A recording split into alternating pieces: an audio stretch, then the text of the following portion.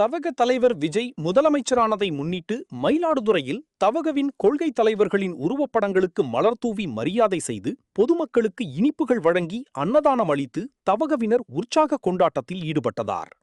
தமிழ்நாட்டில் புதிதாக உருவான தமிழக வெற்றிக் கழகம் சந்தித்த முதல் தேர்தலிலே 108 இடங்களை கைப்பற்றி தனிப்பெரும் கட்சியாக உருவெடுத்தது. காங்கிரஸ், விடுதலை சிறுத்தைகள் கட்சி, இடதுசாரிகள், IUML ஆதரவுடன் தமிழக வெற்றிக் கழக தலைவர் விஜய் முதலமைச்சராக பொறுப்பேற்றார். அதிமுகவினரின் ஒரு பிரிவும் ஆதரவு தெரிவித்துள்ளது. தமிழக வெற்றிக் கழக தலைவர் விஜய் முதலமைச்சராக பொறுப்பேற்றதை முன்னிட்டு மயிலாடுதுறை மாவட்ட தவகவினர் தங்கள் கொள்கை தலைவர்களுக்கு மரியாதை செய்து கொண்டாட்டத்தில் ஈடுபட்டனர்.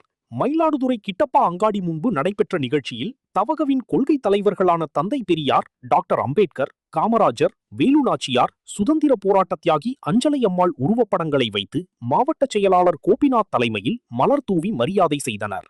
தொடர்ந்து தவக தலைவர் விஜய் முதலமைச்சராக பதவியேற்றதை கொண்டாடும் வகையில் பொதுமக்களுக்கு இனிப்புகள் வழங்கி அன்னதானம் அளித்து உற்சாக கொண்டாட்டத்தில் ஈடுபட்டனர்.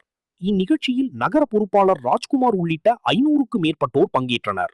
பேருந்து நிலையம் அருகாமையில் இந்நிகழ்ச்சி நடைபெற்றதால் அப்பகுதியில் போக்குவரத்து நெரிசல் ஏற்பட்டது குறிப்பிடத்தக்கது.